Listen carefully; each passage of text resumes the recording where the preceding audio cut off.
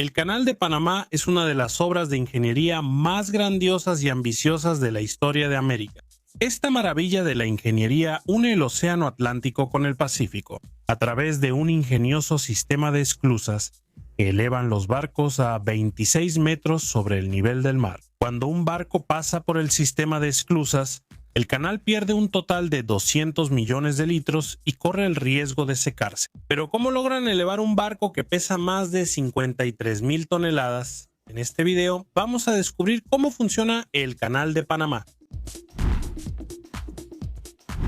Durante cientos de años, tener que rodear Sudamérica costó tiempo, dinero y vidas. Pero en 1914 se inauguró una de las obras de ingeniería más caras y ambiciosas de la historia de América, el Canal de Panamá. Desde su apertura, más de 1 millón de barcos han transitado por esta ruta. Conectar los océanos Atlántico y Pacífico por vía fluvial fue el sueño de la humanidad durante más de 500 años. Unir estas dos masas de agua representaría una ventaja extraordinaria.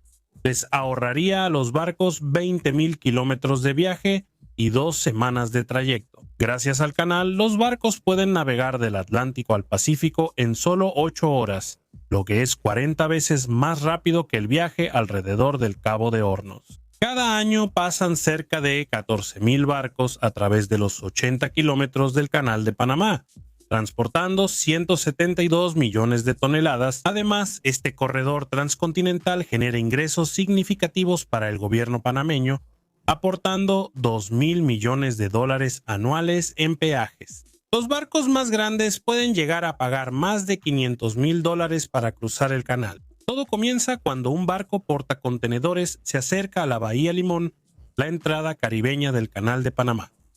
Zarpó de Israel hace 3 semanas y media. Transportando contenedores rumbo a China, navega por el Océano Atlántico con destino al Pacífico. El principal obstáculo en su ruta es América.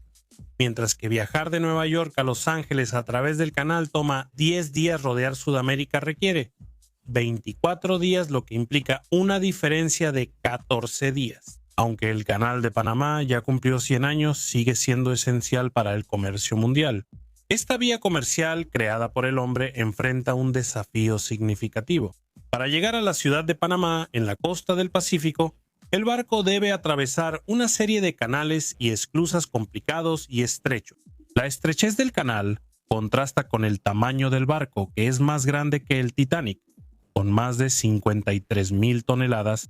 Pertenece a una generación especial de barcos conocidos como barcos Panamax, los más grandes capaces de pasar por el canal. Como es muy peligroso navegar en la oscuridad, el barco solo tiene 8 horas para cruzarlo antes de que anochezca. Para cruzar a tiempo se necesita la experiencia de un especialista. El Canal de Panamá es el único lugar en el mundo donde un capitán debe ceder el mando de su embarcación.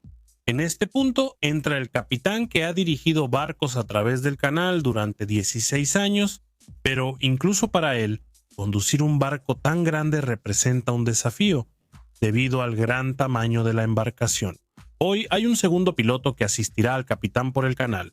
Navegar por el canal es un trabajo muy especializado y sometido a mucha presión, de principio a fin. El más mínimo error podría resultar en algo catastrófico. En un día normal, alrededor de 306 barcos cruzan el canal en ambas direcciones, transportando 450,000 toneladas de carga desde el lado atlántico del canal. El barco tendrá que cruzar 3 esclusas, que elevarán la embarcación a 26 metros y la conducirán al lago Gatún. Del otro lado del lago, otro grupo de esclusas bajará el barco hasta que esté al nivel del mar para salir al Pacífico. Construir el Canal de Panamá fue la obra más impresionante de su tiempo y sigue siendo una de las mayores hazañas jamás realizadas por la ingeniería. Todo comenzó en 1880, cuando los franceses intentaron construir un canal en ese lugar, pero fracasaron estrepitosamente y en el intento murieron 20,000 trabajadores. Los deslizamientos de tierra, las lluvias torrenciales y las enfermedades fueron los principales problemas. Estados Unidos retomó la obra desde donde los franceses la habían dejado, pero los estadounidenses tuvieron una idea brillante. En lugar de excavar completamente la tierra, decidieron retirar una parte de esas enormes montañas e inundar toda la extensión de tierra con agua. Fue un esfuerzo sobrehumano, lleno de problemas, incluyendo enfermedades y deslizamientos de tierra que costaron la vida de otros 5,000 hombres. Una hora después de haber entrado al canal, el barco avanzó 11 kilómetros desde la entrada caribeña. Se está acercando a su principal desafío, la represa de Gatún. 1 kilómetro dentro del canal, el barco se encuentra con el primer conjunto de esclusas. Cada esclusa tiene 3 cámaras independientes pero conectadas. La represa de Gatún consiste en 3 esclusas interconectadas que unen la vertiente atlántica del canal con el lago Gatún, que se encuentra a 26 metros sobre el nivel del mar. El problema es que con más de 300 metros de largo, los barcos Panamax son tan grandes como la esclusa. El barco tiene 300 metros de largo y la esclusa mide 320 metros, por lo tanto, no hay mucho margen. El problema no se centra solo en maniobrar un barco, sino también en el hecho de que transporta una carga pesada de 66,000 toneladas. Si se daña, no podrá navegar, y si la esclusa se daña, el canal de Panamá se cierra. Para empeorar las cosas, los pilotos tienen que dirigir el barco desde el puente, que está a más de 220 metros de la proa. Esa cabina desde donde casi no pueden ver nada. Se tardan 30 minutos en maniobrar el barco hasta la entrada de la esclusa. Algunos remolcadores se encargan de colocar el barco en su posición cuando entra en la primera cámara. Trabajadores especializados lanzan amarras para sujetar los cables de acero de 2.5 centímetros de grosor a la proa y a la popa del barco. Los cables están conectados a 2 potentes locomotoras conocidas como mulas, que circulan por ambos lados del canal. Cada una de estas mulas de 50 toneladas remolca barcos de hasta 100 veces su propio peso. Y, entre las dos, deslizan el barco poco a poco hasta su posición. Cada locomotora puede remolcar 32 toneladas y cuesta $2 millones. El capitán está nervioso. Su barco tiene 32 metros de ancho, la cámara de la esclusa mide solo 33.5 metros de ancho, queda menos de 1 metro libre a cada lado. La maniobra exige la precisión de un cirujano. Un golpe dentro de las cámaras podría romper el casco y sería necesario cerrar el canal. Ajustando constantemente la tensión de los cables, las locomotoras mantienen el barco centrado en la cámara. Su movimiento debe estar perfectamente sincronizado para que los cables se mantengan tensos. Con el barco amarrado y a salvo, el guardián de la esclusa cierra las compuertas del Caribe. Las compuertas se cierran reteniendo el agua del océano. Estas compuertas macizas tienen más de 2 metros de grosor y están diseñadas para permanecer cerradas incluso bajo la presión del agua de la esclusa. Una vez cerradas, los obreros abren las válvulas y llenan la cámara con el agua dulce del lago Gatún para elevar el barco. La gravedad hace que el agua del lago llegue a la cámara de la esclusa. A través de cerca de 100 orificios situados en el fondo, el agua que entra empieza a elevar el barco hasta el nivel de la siguiente cámara. El flujo de agua debe entrar a un ritmo constante. De lo contrario, una turbulencia podría aplastar el barco contra los laterales y romper los cables de acero tensados de media tonelada, con una fuerza tal que podría partir a una persona por la mitad. Se necesitan solo 8 minutos para que 80 millones de litros de agua sean vertidos dentro de la esclusa, elevando el barco 8 metros. Una vez que el barco ha sido elevado, las locomotoras suben hasta la siguiente cámara. Enseguida las compuertas de 680 toneladas se abren, pero aún faltan 18 metros para llegar. Así, las locomotoras llevan el barco hasta la cámara intermedia y el proceso se repite. El proceso se repite hasta que el barco alcanza el nivel del lago, 26 metros por encima del Atlántico. Entonces suelta las amarras que lo mantienen atado a las mulas y sigue su camino hacia el lago Gatún.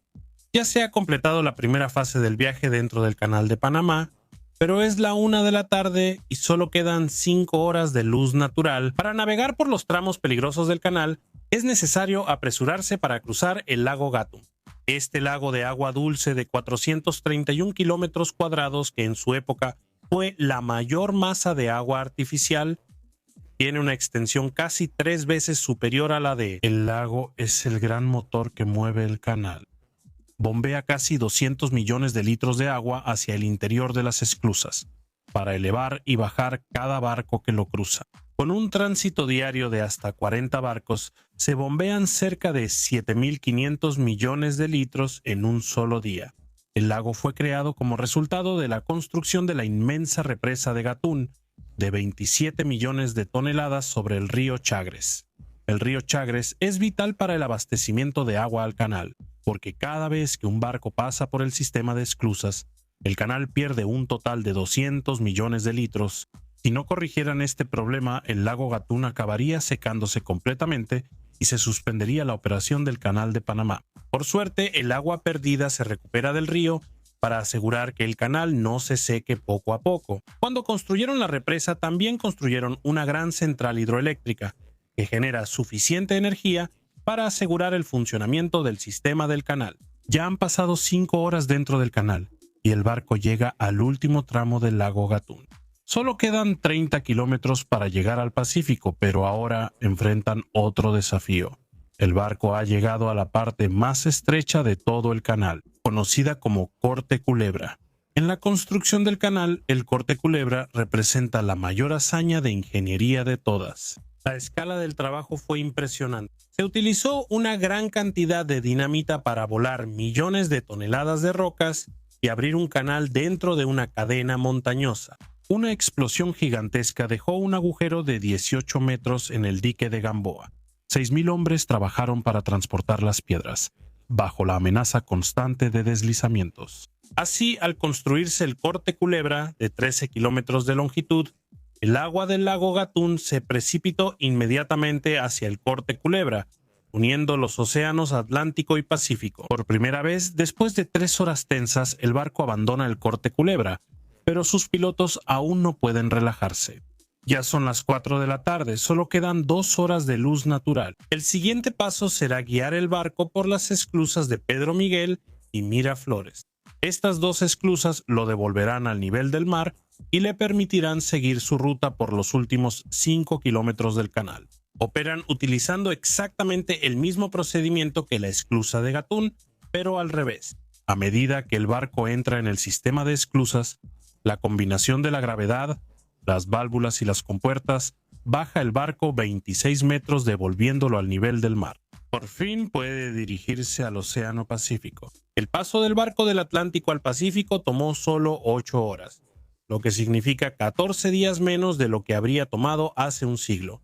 Y ese fue el video de hoy. No olvides dejar tu like y suscribirte al canal.